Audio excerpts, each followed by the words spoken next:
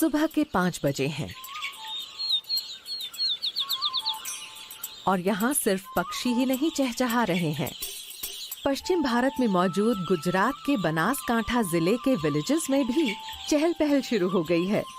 यहाँ की महिलाएं अपने मवेशियों को चराने ले जा रही हैं।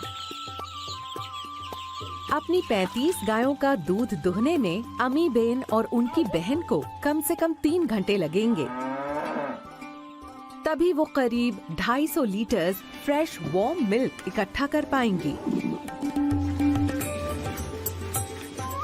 इस दूध को कैन्स में भरा जाएगा और फिर इसे लोकल कलेक्शन सेंटर ले जाया जाएगा।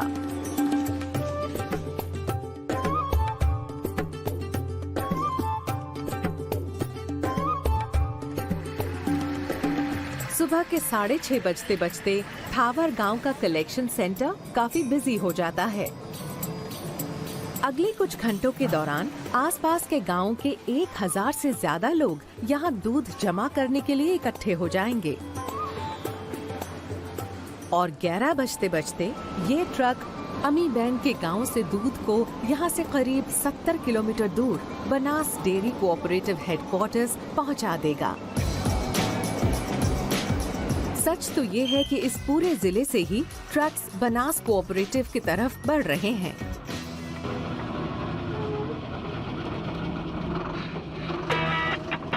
दूध का कारोबार एक बड़ा कारोबार है, बशर्ते इसे बनास के ढंग से किया जाए।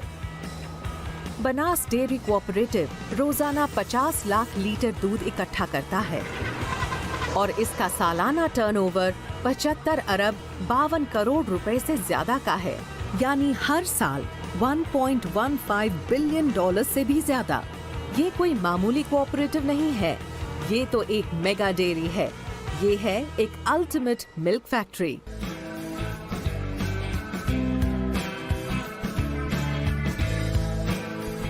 हम कई तरह के पाउडर बनाते रहे हैं। इसके अलावा हम इससे चीज बनाते हैं, मक्खन बनाते हैं, घी बनाते हैं, हम पनीर बनाते हैं और फ्लेवर्ड मिल्क बनाते हैं। बनास डेयरी कोऑपरेटिव को अपना नाम मिला उस जिले से जहां इसका हेडक्वार्टर मौजूद है। बनास डेयरी कोऑपरेटिव गुजरात के बनासकांठा जिले में पालनपुर में स्थित है। ये इलाका राजस्थान के रेगिस्तान और रण ऑफ कच्छ के सॉल्टी फ्लैट लैंड्स के बीच मौजूद है। ये एक सूखा और बंजर इलाका है। बारिश का यहाँ कोई भरोसा नहीं। ये यहाँ अक्सर औसत से कम ही होती है। इस जिले की ज्योग्राफी इसके फेवर में नहीं है। तो बनास डेयरी ने हालात को अपने मुताबिक कैसे ढाला और ये कैसे बनी एशिया की सबसे बड़ी डेयरी।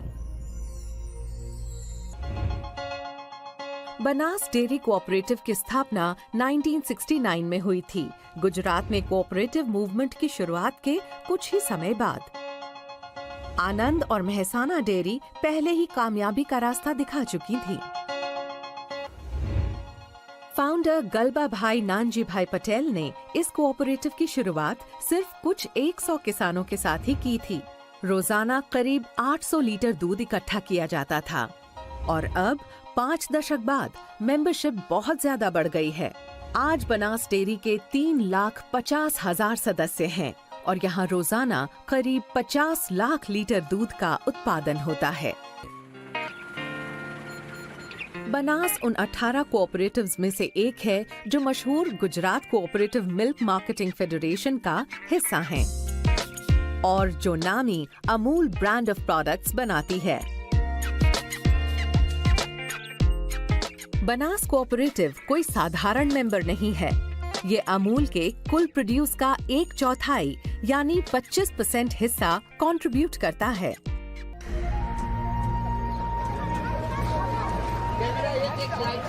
इस कोऑपरेटिव की ग्रोथ और सक्सेस का पूरे बनासकांठा डिस्ट्रिक्ट में फैले 1233 गांव के मेंबर्स की सोशियो इकोनॉमिक हेल्थ पर जबरदस्त असर पड़ा है।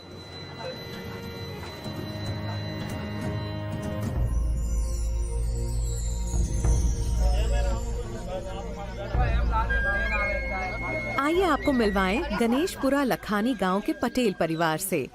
30 सदस्यों वाले इस परिवार की किस्मत बनास डेयरी कोऑपरेटिव की ग्रोथ के साथ सीधे तौर पर जुड़ी है। इनके दादा दरगाह भाई रावत भाई पटेल अर्ली 70s में इस कोऑपरेटिव के एक मेंबर बने थे।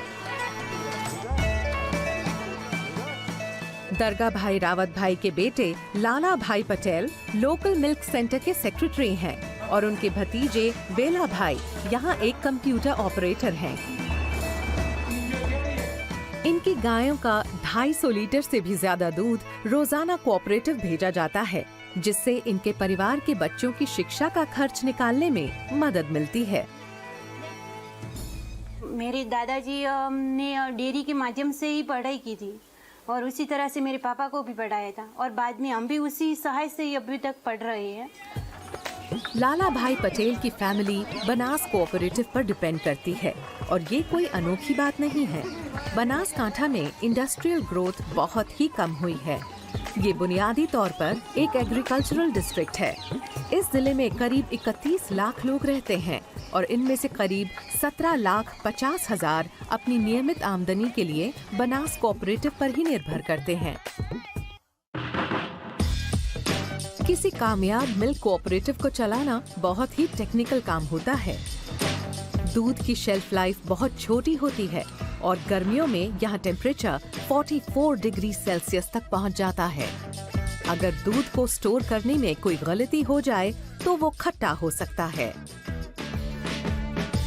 लेकिन बनास डेयरी कोऑपरेटिव ने एक सिस्टम बनाया है ताकि इस विशाल जिले से इकट्ठा किया गया 50 लाख लीटर दूध प्रोसेसिंग के लिए इस डेयरी तक सुरक्षित ढंग से पहुंच सके। ये है बनास डेयरी, एशिया का सबसे बड़ा मिल्क कोऑपरेटिव। यहाँ रोजाना गायों का 50 लाख लीटर दूध आना, प्रोसेसिंग यूनिट में जाना और फिर वहां से कंज्यूमर तक पहुंचना। ये प्रोसेस यहाँ हर रोज पूरी लगन से किया जाता है। ये जगह रोजाना इस कोऑपरेटिव को पूरे जिले के 35 लाख किसानों से भी जोड़ती है। इस काम की शुरुआत यहाँ किसान के अहाते से होती है। दिन में 2 बार अहमदपुरा विलेज के 30 साल के इरफान भाई मनकनॉय अपनी होल्स्टीन क्रॉस ब्रीड गायों को दूहते हैं।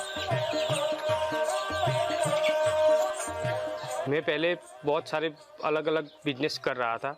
बूट चंपल की दुकान डाली, कपड़े की दुकान डाली, डायमंड में भी गया, लेकिन कोई जगह पे मुझे सफलता नहीं मिली। उसके बाद मैंने सोचा कि कोई और ऐसा बिजनेस करूं जिससे मुझे अच्छा मुनाफा, जो मेरी जो लाइफ है वो भी बेटर देन हो जाए। इसलिए मैंने ये फार्म बनाया। पिछले मैं 3 साल से ये फार्म चला रहा हूँ और 3 साल के अंदर मुझे इतना ज़्यादा मुनाफा हो रहा है और इतना बढ़िया कि मैं घर पे अभी पूरा मेरा घर भी चेंज हो गया है।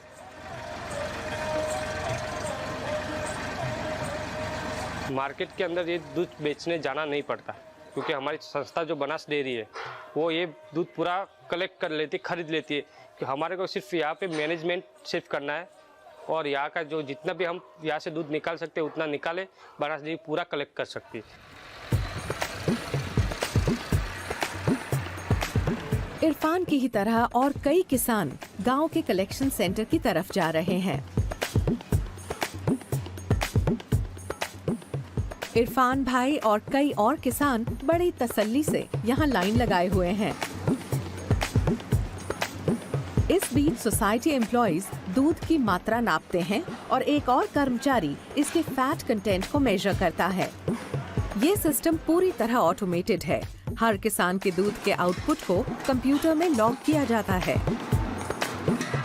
इरफान को हर महीने की 16 तारीख को भुगतान किया जाएगा। ये पैसा सीधा उनके बैंक अकाउंट में जाता है। उनकी आमदनी टिकी है दूध की उस मात्रा पर जो वो यहाँ देते हैं और उसमें मौजूद फैट पर। तो दूध भराने के बाद मोबाइल में एक एप्लीकेशन है बनास डेयरी की, उसके अंदर एक मैसेज आता है कि कितना दूध भरवाया है, कितने रुपए का भरवाया है, कितना फैट है, SNF कितना है, वो पूरा लिस्ट आ जाता है। इकट्ठा किया गया दूध अब प्रोसेसिंग प्लांट भेजा जाएगा। इस बड़े से मिल्क टैंकर में 25,000 लीटर से भी ज्यादा दूध अपनी मंजिल तक पहुंचेगा। ये है पालनपुर में मौजूद बनास कोऑपरेटिव हेडक्वार्टर्स।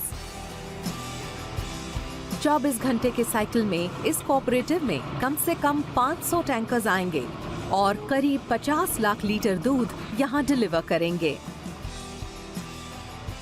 हम धानेरा जाते हैं, जो 4 गांव में से लाते हैं, जो जाड़ी महिला है, पटेलवा से, मालहोत्रा है और धानेरा का दूध है। वहाँ की बस्ती होगी लगभग 800-700 लोग होंगे, वहाँ दूध भरवाने आते हैं।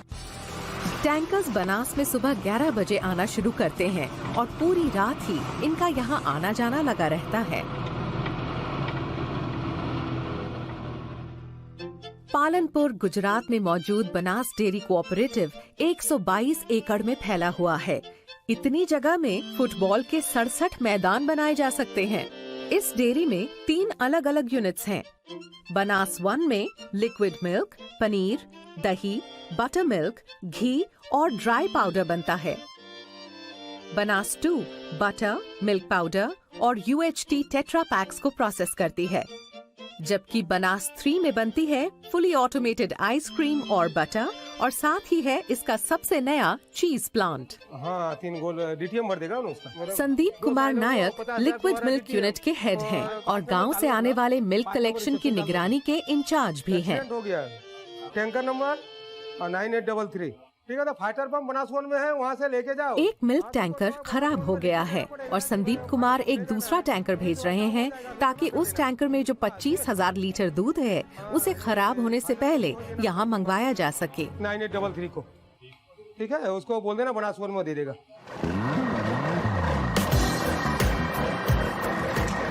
ऐसे हर टैंकर के दूध को इन विशाल साइलोस में खींच लिया जाएगा। ऐसे हर साइलो में 1.5 लाख लीटर दूध स्टोर हो सकता है और बनास में ऐसे 26 साइलोज हैं। हमारे यहाँ जो सबसे पहले जो टैंकर आती है उसका जो क्वालिटी क्लियरेंस होता है, उसके लिए अलग डिपार्टमेंट है। क्वालिटी क्लियरेंस होने के बाद हमको SAP में वो हमको देते हैं। SAP में हम देखते हैं कि भाई हाँ क्वालिटी ओके है, उसके बाद हम उसको खाली करना चालू करते हैं। खाली करने के बाद उसका वो पास्चराइज करते हैं। पास्चराइज करने के बाद हम उसको स्टैंडर्डाइज करते हैं। कच्चे दूध को पीने लायक बनाने के लिए इसे पहले प्रोसेस करना पड़ता है, इसीलिए यहाँ आने वाले सारे दूध को सबसे पहले पैस्चराइज किया जाता है। दूध को स्टील पाइप से गुजारते हुए करीब 76 डिग्री सेल्सियस तापमान पर सिर्फ 15 सेकंड के लिए गर्म किया जाता है और फिर ये तापमान घटाकर 4 डिग्री पर ले आते हैं। पैस्चराइजेशन कहलाने वाले इस प्रोसेस से हार्मफुल बैक्टीरिया को मारने में मदद मिलती है।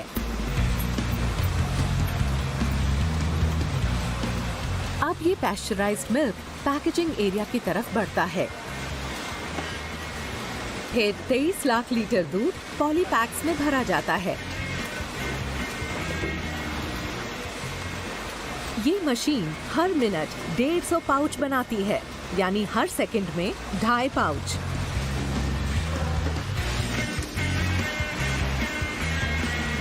अब इन पाउचेस को इंतजार करते ट्रक्स में लोड किया जाता है। अब ये पूरे राजस्थान और गुजरात के बाजारों और दुकानों तक भेजे जाने के लिए तैयार है। करीब 10 लाख लीटर दूध नेशनल कैपिटल रीजन भेजा जाता है। इसमें से आधा दूध इन स्पेशलाइज्ड मिल्क ट्रेन्स के जरिए रवाना किया जाता है। इस मिल्क ट्रेन में 13 टैंकर वैगन्स हैं, जिनमें से हर एक की कैपेसिटी 42,000 लीटर है, यानी सिर्फ एक ट्रेन में ही 5,46,000 लीटर दूध भेजा जाता है और ये अपनी मंजिल तक पहुंचने तक एकदम ठंडा बना रहेगा। ये 36 घंटे तक इस दूध को कुछ होता नहीं है, क्योंकि डेयरी में से हम उसको पास्चराइज करके लाते। अब ये ट्रेन हरियाणा के फरीदाबाद जा रही है और एक नया दिन शुरू होने से पहले ही वहां पहुंच जाएगी।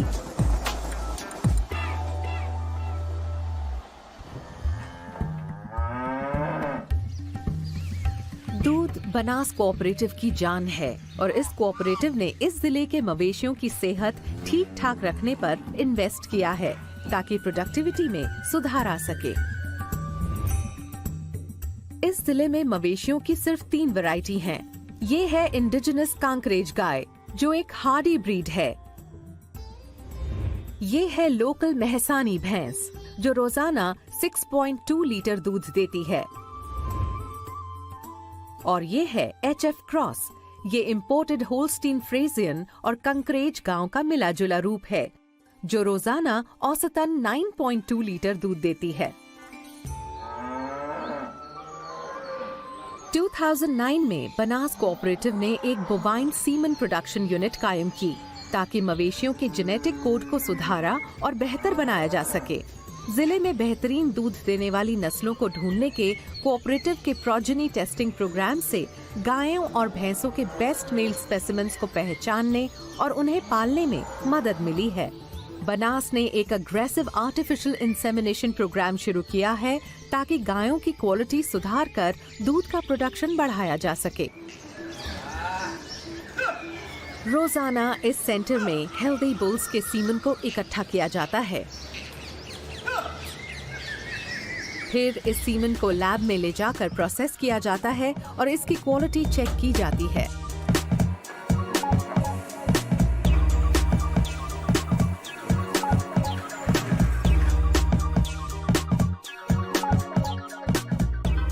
सीमन स्ट्रॉज क्रिएट और कोड की जाती हैं। इस लेबोरेटरी में हर साल सीमन की 18 लाख स्ट्रॉज बनाई जाती हैं।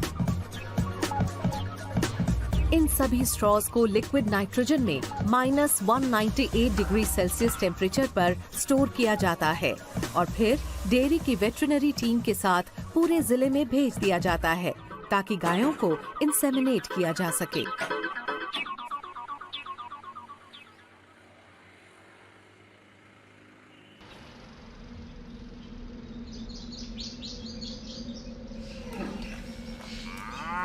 इस कोऑपरेटिव के रोल पर 165 वेटरिनरी डॉक्टर्स हैं, जो अपने इन 4 पैर वाले मरीजों के लिए गांव में रेगुलर कैंप्स लगाते रहते हैं। जैसे कि 3 साल की ये Holstein cross. Doctor VR Desai को इसकी देखरेख के लिए बुलाया गया है। इस घबराई हुई गाय का ध्यान से मुआयना करने पर पता चलता है कि कोई सीरियस बात नहीं है।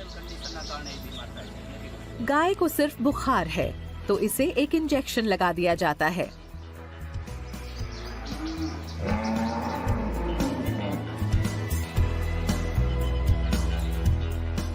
इस कोऑपरेटिव की असली जान है इसके डेयरी किसान, और बनास ने हाल ही में अपने मेंबर्स के लिए एक सुपर स्पेशलिटी हॉस्पिटल की शुरुआत की है। इन्हें यहाँ कोई फीस नहीं देनी पड़ती। बनास डेयरी कोऑपरेटिव के रोल पर 2500 कर्मचारी हैं, जो 3 शिफ्ट्स में काम करते हुए ये इंश्योर करते हैं कि फैक्ट्री 24 घंटे और साल में 365 दिन खुली रहे। और इनका काम यहाँ सिर्फ सही बटन दबाकर फैक्ट्री को चालू रखना ही नहीं है, बल्कि अपने 3,50,000 मेंबर्स का ध्यान रखना भी है। यानी वो छोटे और बड़े किसान जिनके बल पर ये कीमती चीज हासिल होती है, वो सफेद सोना जो इस फैक्ट्री को चलाए रखता है।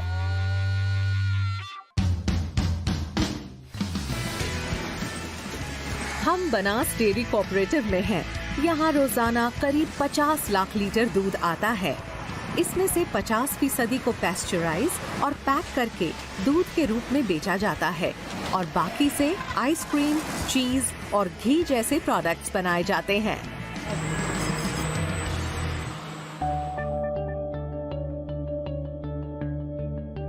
करीब 11 लाख लीटर दूध से मिल्क पाउडर बनाया जाता है। 3 लाख लीटर दूध को चीज और UHT long life milk unit भेजा जाएगा। योगर्ट और बटर मिल्क के लिए 1,50,000 लीटर दूध इस्तेमाल होगा। 1 लाख लीटर से पनीर बनेगा, और सबसे कम सिर्फ 30,000 लीटर से आइसक्रीम बनेगी। ये है बनास की सबसे नई यूनिट, चीज प्लांट। बनास में रोजाना करीब 3 लाख लीटर दूध चीज की अलग अलग वैरायटी बनाने के लिए इस्तेमाल होता है। चेयरमैन शंकर चौधरी हाल ही में एक्वायर किए गए चीज प्लांट का मुआयना करने आए हैं, जो इस कोऑपरेटिव की शान है। इस चीज प्लांट के लिए मशीनरी को इटली, स्वीडन, जर्मनी और डेनमार्क से मंगवाया गया है और इस पर 3 अरब 50 करोड़ रुपए की भारी लागत आई है। चीज बनाना एक बहुत ही स्पेशलाइज्ड प्रोसेस है। दूध को पहले बड़े बॉइलिंग बैग्स में डाला जाता है, फिर वे को कर्ड से अलग करने के लिए एक कर्डलिंग एजेंट मिलाया जाता है। फिर चेडर चीज को स्ट्रेन करके उसके बड़े बड़े ब्लॉक्स काटे जाते हैं। इनमें से हर एक का वेट 20 किलो होता है। अब चेडर के इन ब्लॉक्स को वैक्यूम पैक करके इस विशाल कोल्ड स्टोरेज में रखा जाता है। इसे कहते हैं एक चीज हेवन। अब ये चेडर ब्लॉक्स यहाँ कम से कम 6 महीने रहेंगे ताकि इनकी एजिंग और मैच्योरिंग हो सके। फिर इन्हें डिस्पैच किया जाएगा। इस चीज यूनिट से ही कोऑपरेटिव को हर महीने 15 करोड़ रुपए से ज्यादा का रेवेन्यू हासिल होता है। –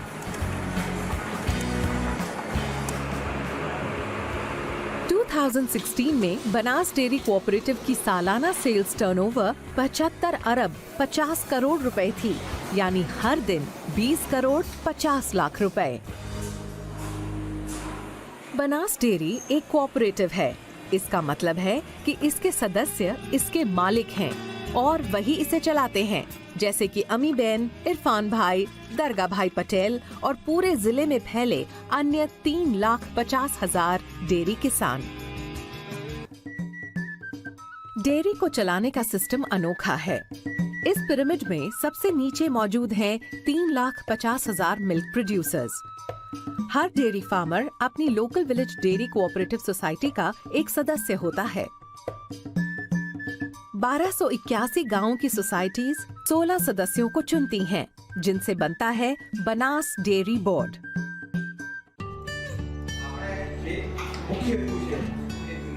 इस बोर्ड का प्रमुख होता है एक चेयरमैन जो हर महीने मीटिंग करता है। यहाँ ये लोग कोऑपरेटिव बिजनेस का जायजा लेते हैं। इसमें एक्सपेंशन प्लान्स, नई मशीनरी खरीदने और अपने सभी सदस्यों को बोनस देने जैसे मुद्दों पर चर्चा होती है। बनास डेयरी कोऑपरेटिव का बुनियादी मकसद है अपने सदस्यों को फायदा पहुंचाना, उन्हें क्वालिटी सर्विसेज मुहैया कराना और आर्थिक फायदों को आपस में बांटना। खर्च होने वाले हर एक रुपए में से 86 पैसे इसके सदस्यों को जाते हैं और कोऑपरेटिव अपने बिजनेस को ठीक से चलाने के लिए सिर्फ 14 पैसे ही अपने पास रखता है। ये काम क्योंकि बहुत बड़े स्केल पर होता है, रोजाना 50 लाख लीटर दूध को पैक करके अलग अलग शक्लों में बेचा जाता है, इसीलिए इन पैसों के जुड़ने से एक बहुत बड़ी रकम बन जाती है। बनास कोऑपरेटिव ने पिछले साल अपने सदस्यों को करीब 58 अरब रुपए दिए और डेयरी को चलाने और नए प्रोजेक्ट्स में इन्वेस्ट करने के लिए अपने पास सिर्फ 9 अरब रुपए ही रखे। लेकिन सारा मुनाफा कम्युनिटी को कैश में नहीं दिया जाता है। अपने सदस्यों की मदद के लिए ये कोऑपरेटिव कई तरह के सोशल इनिशिएटिव्स चलाता रहता है।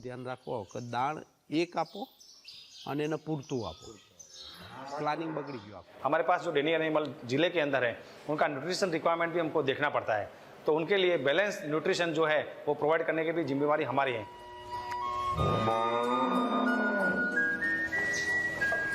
जिले में मौजूद कुल 16 लाख मवेशी बनास के लिए रोजाना दूध कंट्रीब्यूट करते हैं। मवेशियों को रोजाना 3 बार चारा देना पड़ता है। चारे के अलावा मवेशियों को अतिरिक्त न्यूट्रिएंट्स भी देने पड़ते हैं ताकि उनकी दूध की पैदावार बेहतर हो।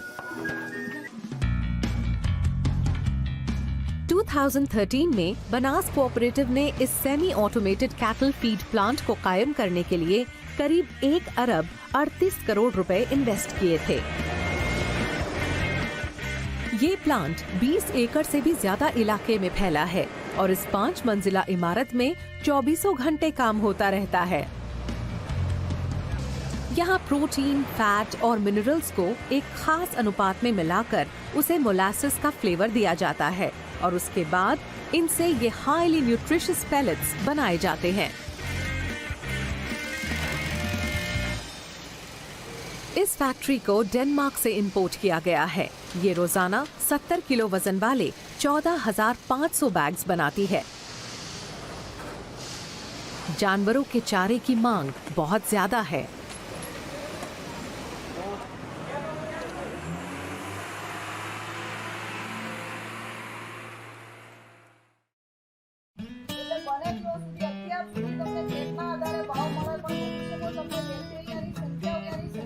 कोऑपरेटिव अपने मेंबर्स के लिए कई मुफ्त ट्रेनिंग प्रोग्राम भी चलाता है। यहाँ कमोडा गांव में कृष्णाबेन देसाई नए सदस्यों को मवेशियों की देखरेख की अहमियत के बारे में बता रही हैं। पहले साल में हमने मीटिंग की और दूसरे साल में हमने ट्रेनिंग की। ये हमारे मवेशियों के मैनेजमेंट के सिलसिले में ट्रेनिंग थी। हमारा ये दीवा प्रोग्राम जो है, इसमें मैनेजमेंट से जुड़े सभी पहलू पे नजर डाली और ये 3 साल का प्रोग्राम है और हमारे इस प्रोग्राम में छोटे बड़े सभी लोग मौजूद थे। इस तरह के ट्रेनिंग प्रोग्राम से डेयरी किसानों की बड़ी मदद होती है और वो मवेशियों की देखरेख से जुड़े नए नए तरीकों के बारे में जान पाते हैं।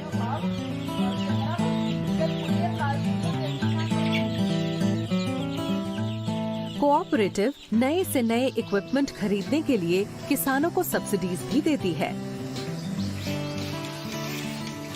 ऐसी मैकेनिकल मिल्किंग मशीन्स की लागत करीब 40,000 रुपए होती है, लेकिन सब्सिडी की वजह से इनका दाम लगभग आधा हो जाता है। इन मशीनों की वजह से डेयरी किसानों को हायर्ड लेबर पर डिपेंड नहीं करना पड़ता। साथ ही मवेशियों के दोहने का वक्त भी घट जाता है।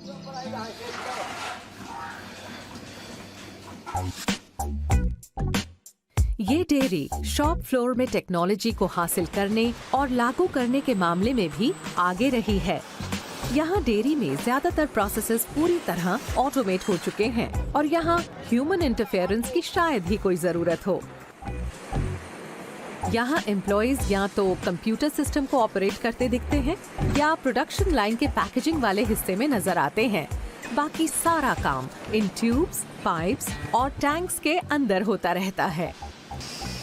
जब ऑटोमेटेड सिस्टम इस्तेमाल में आने लगता है तो प्लांट की हाइजीन कंडीशन हमेशा कायम रहती है। तब चीज़ों को इंसान कम छूते हैं, तो इससे प्रोडक्ट्स की क्वालिटी को मेंटेन और इम्प्रूव करने में मदद मिलती है। दूसरा फ़ायदा ये है कि इससे एफिशिएंसी बनी रहती है और चीज़ों को बनाने का खर्च घट जाता है। तो ऑटोमेशन और नई टेक्नोलॉजीज़ की मदद से बनास ने ग्रो किया है और आगे भी करेगा।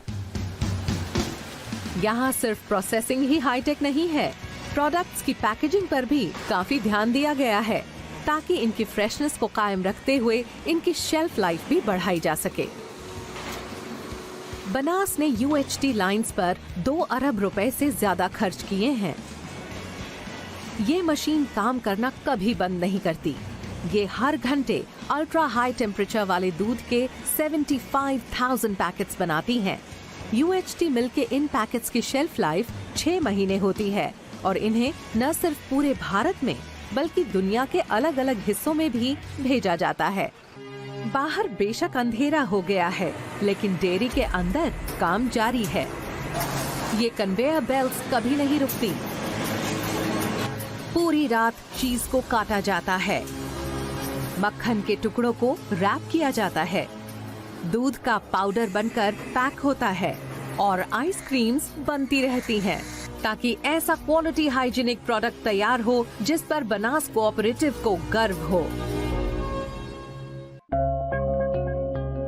पिछले करीब 5 दशकों में एशिया की सबसे बड़ी डेयरी बनास डेयरी कोऑपरेटिव ने अपने मुनाफे को बहुत सोच समझकर इन्वेस्ट किया है। उसने इससे नई टेक्नोलॉजी वाली मशीनें खरीदी, न्यू वैल्यू एडेड प्रोडक्ट्स बनाए और अपने मवेशियों की सेहत को इंश्योर किया। इसीलिए इन्हें काफी नाम और इनाम मिले हैं। बनास डेयरी कोऑपरेटिव को 2017 नेशनल डेयरी डेवलपमेंट अवार्ड्स में लार्ज कोऑपरेटिव कैटेगरी में बेस्ट घोषित किया गया। लेकिन ये कोऑपरेटिव सिर्फ इससे ही संतुष्ट नहीं होगी। अब ये अपने जिले से निकलकर दूसरे राज्यों तक भी अपने पंख फैलाने की तैयारी में है। बनास कोऑपरेटिव ने उत्तर प्रदेश और हरियाणा में अपने प्रोसेसिंग प्लांट्स खोल लिए हैं। कोऑपरेटिव ने कानपुर और लखनऊ में भी अपने प्रोक्योरिंग और प्रोसेसिंग प्लांट्स कायम किए हैं और अब इसकी योजना वाराणसी में भी है। हफ्ते में करीब 4 बार ये मिल्क ट्रेन बनासकांठा से चलकर फरीदाबाद रेलवे स्टेशन पहुंचती है, जहां इस दूध को इंतजार करते ट्रक्स में पंप किया जाता है। इस पूरी ट्रेन को खाली करने के लिए 28 ट्रक की जरूरत पड़ती है। इसके बाद दूध को फरीदाबाद प्रोसेसिंग यूनिट में भेजा जाता है। हरियाणा के फरीदाबाद का प्लांट प्रोडक्शन कैपेसिटी के हिसाब से गुजरात के बाहर सबसे बड़ा प्लांट है। फरीदाबाद प्लांट में लेटेस्ट डेयरी टेक्नोलॉजी का इस्तेमाल हुआ है और ये 10 एकड़ इलाके में फैला हुआ है। यहाँ भी बनास की तरह ही काम होता है और यहाँ मकसद है नेशनल कैपिटल रीजन जैसे बड़े बाजार का फायदा उठाना।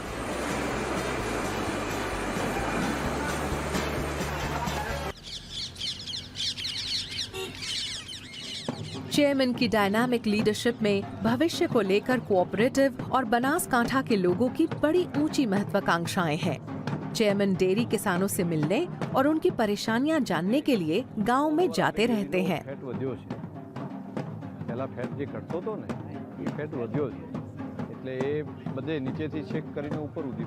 शंकर चौधरी कोऑपरेटिव के विकास में अब एक नया अध्याय शुरू करने वाले हैं। वो बनासकांठा के किसानों की मदद के लिए कारोबार को दूध से आगे ले जाना चाहते हैं।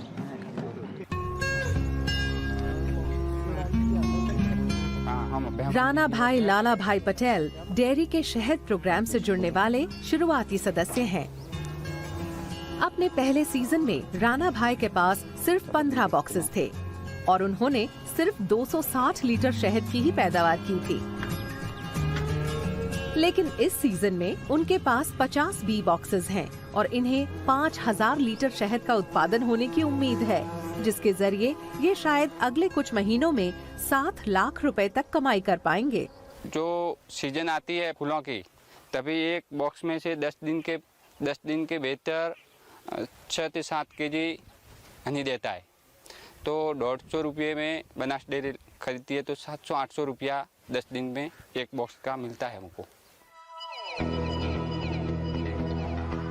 बनास ने अमूल बोर्ड से ये अनुरोध किया है कि उसका मार्केटिंग डिवीजन बनास के शहद, तेल और पोटैटो चिप्स को भी बेचे। बनास कोऑपरेटिव की कामयाबी गजब की रही है। बहुत अच्छे ढंग से चलाई गई इस डेयरी का इस जिले के सोशियो इकोनॉमिक इंडिकेटर्स पर शानदार असर पड़ा है। बनास गांव को मजबूत बनाने के गांधी मॉडल की एक सच्ची मिसाल है। इसके जरिए इस जिले का करीब हर डेयरी फार्मर समृद्ध बना है।